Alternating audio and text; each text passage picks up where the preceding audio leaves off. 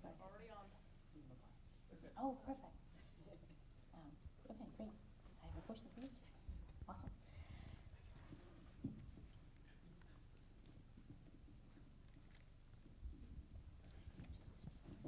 All right, so I would like for you guys to introduce yourselves, which pictures you're with, and so the audience can ask you directly what the questions are. Go ahead. Hi, I'm Rohi Mirza Pandya, and I'm with Mubarak, and I executive produced it. Hi, I'm Hira, and I'm the writer and director of City of Men. Hi, I'm Abdullah, and I'm the director and co-writer of Catfish. Hi, I'm Natasha, and I'm the composer for Catfish. All right, that's great. Thank you guys. These were really fun films to watch. Couple of questions. So, and you all can answer in your own way. What was the journey for making these films? I mean, some of these are really shocking from certain perspective, and I can relate to the little Iman.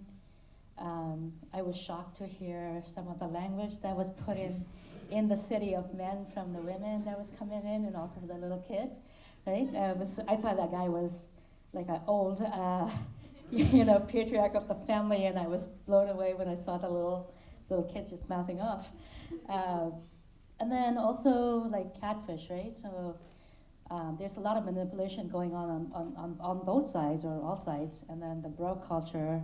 And I would like for you guys to kind of talk about that and see, where is that something that happens a lot? I've been out of the Pakistani community or from Pakistan from before social media became a thing, so I really do not have a good perspective, and I would suspect some of the audience members would want to know that as well. So whoever want to go first? Okay, I can go first. For Catfish, I mean, I don't know, we've tried to shoot this film like 3 times. This is the 3rd time we did it. There was a time when I was trying to shoot on my smartphone, got like an anamorphic lens, because I was just like, this is a story we had like 3 years ago. It was kind of like a logistical answer because we didn't have funding, we didn't have places. One of our friends' mom had an office that we could use, so we started brainstorming ideas of like things we could do in an office. And then I worked in advertising for like 9 months, and I hated every second of it. And it's a lot of this bro culture called Londas in Pakistan in it. And since Pakistan kind of has very few public spaces, cultural events, all that stuff, so the office is kind of the only place where people can meet each other. This is where people make friends, where people find partners and all that stuff. And so a lot of that stuff was being kind of, it was evident to me working in advertising or working in I was a teacher before this. In all those places, you see these things really come out. And then with the kind of advent of social media, I think now it's becoming more and more accessible. So many people have TikTok and all that stuff that you do end up creating your own personas, especially for people who might not be heterosexual or might have different experiences. That's the only place you can express yourself in a place like Pakistan, So those are kind of the themes that we want to do with my co-writer Zohaib, whose premise this was, and who sadly can't be here, but he's on video call with me right now. So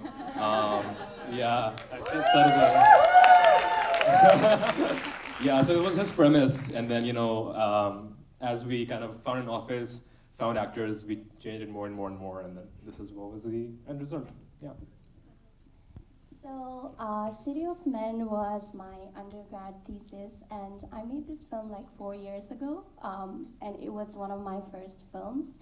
Before this, I had directed films, but they were really small, and they were barely about like women, and especially about women of like my culture, where I come from. I'm from KPK, Khyber Pakhtunkhwa, which is, and I grew up in Peshawar, which is, when I researched on what Peshawar really means, it literally means City of Men. So, so this was one of my first films that I ever made, and this was an opportunity because I went to the school NCA Lahore, and that was the only opportunity that I was ever gonna get at that point to tell a story and that I wanted to tell.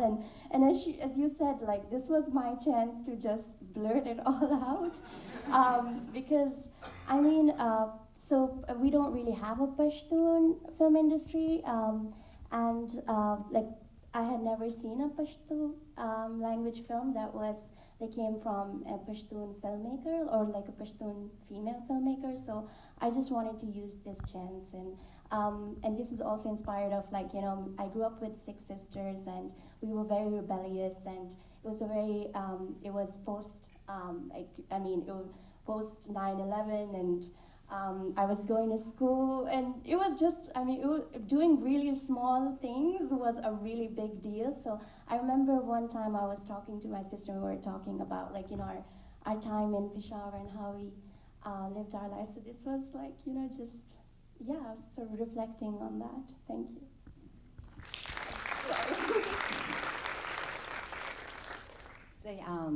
I just came on board the project for Eid Mubarak recently because, as an executive producer, because it's Oscar qualified. It qualified over in the spring by winning a festival, and we're hoping to get shortlisted this December. So I'm helping with the Oscar run. Yay! And I saw the film and I really connected with it. My sister, when we were growing up, she wanted to become a vegetarian, and my dad was like, no way, you're going to be a vegetarian. So just the story was just something that I connected with, and, you know, I enjoyed it. Thank you so much. You know what? You don't want to hear my questions. I think we'll hand it over to the audience and see who wants to take it. All right. Do you want to grab this one? There's some over there, and we'll grab more. Okay, I got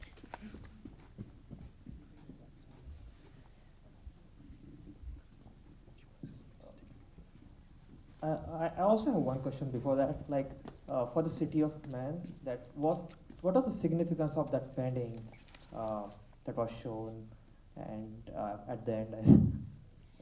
So, every time, in that time, it was, very known that whenever you went out, you only saw, like, men in the streets, every public space was populated by men. And even as a little girl, when I would go out, I would be really terrified of men, especially walking in big crowds. And even now, I feel like, whenever I'm in crowds, the anxiety still exists of being in public spaces, because even in bazaars or anywhere that you go, there are just so many men. It can be really intimidating as a young girl. So yeah, it's about the reason why I named it is, and it's not just one city. It can be any patriarchal structure that exists in any location around the world. But this specifically does refer to where I come from, where I grew up. So thank you. First of all, all these films were great. My apologies because I got a little late to come to Eid Mubarak. Hope to catch it elsewhere. But I did come in time with City of Men and Catfish, and I have 2 comments about both those films. Starting with City of Men, I thought the way you filmed it, and that was really remarkable to me, because I think starting from the performances, it was very nuanced and it was very realistic, and the way you've chosen to film things, and the way you framed these situations were really, it really brought out those moments, and the little human emotions, the subtleties, and it was a very beautiful film to watch, and it felt very real and authentic. It reminded me a bit of early Celine Sciamma films, the way she frames things, and just, it's less about the look and more about the emotions that are happening in front of the screen, and it was very moving. Thank you. Great stuff. And also, about Catfish, and I think in terms of style, it's very different, but what a film! Wow. And when you make comedy, I think it's a great example, because I feel like the filmmaking in Catfish, as fun as the premise is and as great as the performance and everything else, the way you've chosen to shoot it, like, the witty cinematography, like you've gone crazy with it, and it just works perfectly. Like, it's like have fun making a movie, and I don't know, I feel like you guys had fun shooting every second of it, and it works so well in the final product with the way it all comes together. So yeah, that's some really great craft, I thought, and very unique, very original framing. So wow, yeah, brilliant. Thank you. It was beautiful. I will say it was very stressful shooting it. But Yeah. wonderful. Thank you so Yeah, much. some of the compositions are very meticulous. Like, wow, great job. Thank you so much. Yeah, I would just like to add that this is the girl's first role ever. All these actors, it was their first acting gig ever. And yeah, so I met these two girls and I told them, you guys are going to be best friends before we start shooting. So they literally became best friends before the shoot of this film because this character sort of brought them together, kind of, so yeah. This question is for Natasha. I don't think I've seen a composer up there, so questions for you. When do you get brought along in the process when you compose? Like, is it before they've shot a frame of film, or is it after? You know what I mean? I'm trying to figure out how you compose this, basically. I'm gonna hand this to Abdullah. I do want Natasha to speak for the music. We had two composers, Natasha, and then Zohaib, who was also a producer and a co-writer and a musician and a sound mixer. So props to him. He couldn't make it, of course. He's back home in Pakistan, which is very far away. So Natasha came in pretty late actually, which is not ideal. But we were trying to kind of do it in a very haphazard way. We had spent a lot of time shooting it, and then I spent a really long time editing it. Spent like 2 months just editing it, and I had a lot of temp music in there, of like how I imagined a lot of the scenes music would work for it. And then when part of it was also because of the speed deadline was coming up, and that was another deadline that we kind of wanted to meet. So we brought Natasha in, I don't know, maybe a month before it. Literally. But then Zohaib and Natasha, both incredible people, they worked hardcore on for like 2-3 weeks. And they were like just doing stems and like doing it back and forth. And then finally we were somewhere we could like put it into the film itself. But then they both continued to refine it as other things were going on. The coloring was going on, the subtitling was going on, the VFX was going on. So it's not the best way to make a movie, but that's how we did it. Yeah. Yeah. I mean, you kind of have to thrive in the chaos. Like, a lot of the inspiration came because it was like, you just had to get it done with a deadline. So I feel like the process was super chaotic, but I loved it. It was so much fun. Yeah. Does that answer your question? Yeah, I was just curious. It was great. It was a great score. So. Thank you. Hi, this question is for Eid Mubarak. Hi, I connected with it in all levels because being a Muslim, I've done the Qurbani myself, and yeah, it was traumatizing. At the same time, I felt like I grew up. But coming back to my question, the colors used in the film and even the characters being almost centered to the screen reminded me of Wes Anderson-esque kind of a feel to it. My question being specific to the part that when the girls go upstairs, and there was sort of a VFX graphic use, why was that the only portion used that, VFX was used, or what was the story behind that? So I didn't direct this. I'm a really talented young woman, Manor Yusuf, directed this. She wrote and directed it. But from what I know is that she used a miniature. There's a lot of different techniques that she used in this film. And that's what attracted me to the film in the first place as well. Like, I think that she was inspired by Wes Anderson, and she comes from an art direction background. So she used a lot of different techniques in the film. I hope that answers your question. This gentleman was. I'll do that. First of all, props to kudos to you for all making such beautiful films. I wanted to know, you guys were making stories about, I guess, that were maybe personal to you or personal experiences. I want to know, did you guys show this to your families or your friends, and what did they think of it? Even if you did show them. I did not show it to my family. Yes, they will never see this. They will never see this movie ever. I don't know. My sister, of course, like she loves this movie. In fact, I named like the guy who's the dressmaker. I named him after her ex-boyfriend, so that really pissed her off. But yeah, my mother's never gonna see it because she's gonna know that some of the characters are inspired from her, and it pissed her off. Yes. Yeah, my parents haven't seen this either.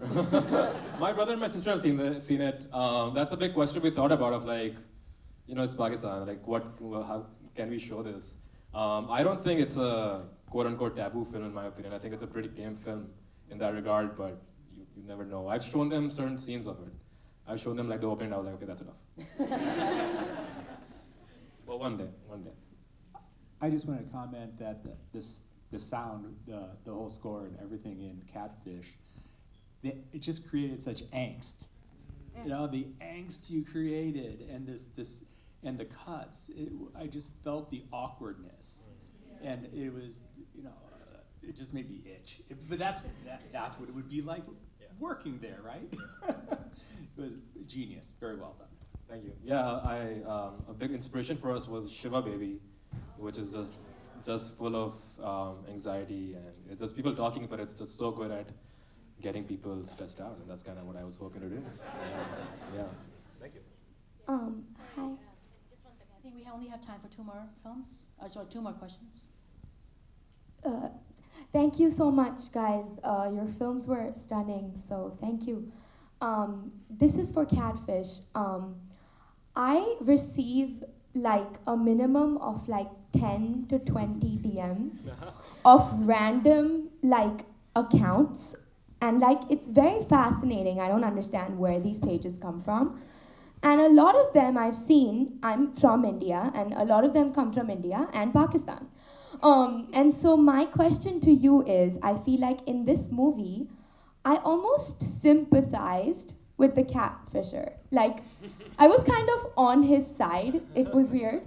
But it was a fun experience. So I wanted to ask you, what's your take on catfishing just as a concept? Because when you're on the receiving end, like in my life, I get very pissed off. But in this movie, I was like, oh, I understand it. So could you talk more about that?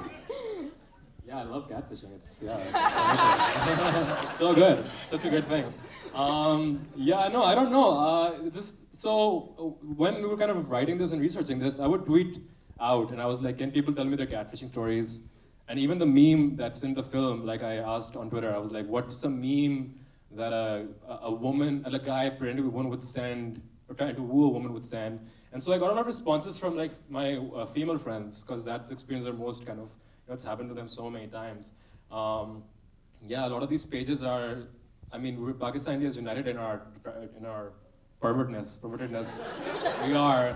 And so there's a lot of stuff, like one day an Instagram page dedicated to feet followed me, and I was like, wow, that's amazing, right? So I really wanted to put that in the film, and Zohaib hated it, and I was like, no, if this isn't in the film, I'm not doing it. So it was a big thing. Yeah, I don't know. I don't know if I necessarily wanted to like kind of sympathize with the catfisher, but this is like just a decades-old thing. Like all these boys in high school, especially in all-boys school, they love catfishing each other, and I believe it's part of it is some repressed desire that they're not like grappling with, and this is just one way of like, pretending to be a woman, trying to get another guy to like believe that she's a woman, and then being like, oh, and then all the people I've shown it, they're like, yeah, this happened to me. Yeah, this happened to me. Yeah, this happened to a buddy of mine. Even my brother was like, yeah, this used to happen in my school. So it's like a really common experience, and it's just, I don't know how I feel about it. I don't know if it's good to catfish or be catfished, but people do it. Yeah, that's, I guess, the kind of aim. Yeah, great question though, thank you. I have a question for Hira's film. Here, Rita. Hi, Hira. Great film. And also I want to thank Abdullah for doing world premiere at our festival. What an honor. Thank you. Thank you. So, Hira, I want to ask about the little brother. What was the deal? Oh, yeah, so the brother is more of a concept. Like, there are things in this movie that are more of a concept than they are, like, literal, but it is, in a way, literal, because when I go to my, like, where I'm from Sawabi, KPK, which is a mountainous region, so, and it's a village, it's a rural region, so when I go there, I see these little kids who are, like, who are loud and, I mean, bossing their mothers around, bossing their sisters around, bossing everybody around. I have cousins who talk like they are 40-year-old men.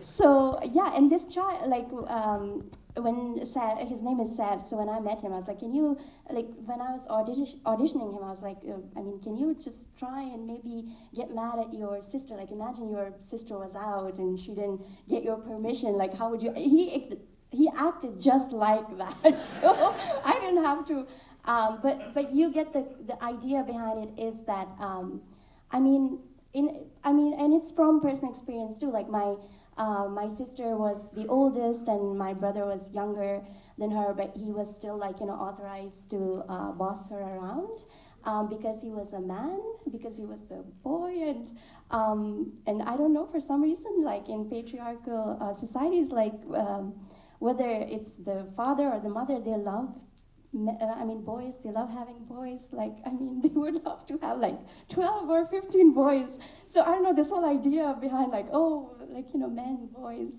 And so, yeah, this idea was how, and just was a critique and a comment on patriarchy and masculinity, yeah. Thank you, everyone, for being here. Appreciate it. We love your films. We're going to continue this conversation outside. You know, these guys are here for a little bit. There's coffee and I think there's tea and samosas. There's a slight change. Okay. Go ahead, Rita. So I don't know how many festivals you all have been to, but there's always some last minute changes, something happens. So there's a slight change that what we are going to do is we are going to announce the Film Fund winners and the jury award winners in a unceremoniously, and sorry about that, because we are going to do a screening that was supposed to happen at Tagney Jones. We have moved the screening of Alien right here, and we will get started. So we will announce the Film Fund and the jury award, and after Alien is done, we will collate all the ballots and we will announce the Audience Choice Awards tomorrow online. Okay? Rita, when are we announcing the winners? Right now. Okay, perfect. Yay. Guys, just stay seated for a couple more minutes. Thank you. Okay. Okay.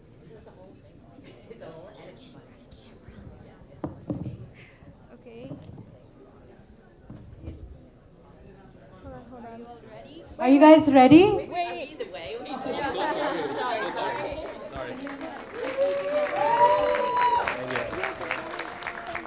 Okay, so like Rita said, we're gonna have a change of plans, but you know, the fun part of a change of plans is that people roll with it, and Rita's the decision maker, and it, you know, we want it to be at the best interest of everyone, right? And we want this to be exciting, right? So, Rita, what's been your favorite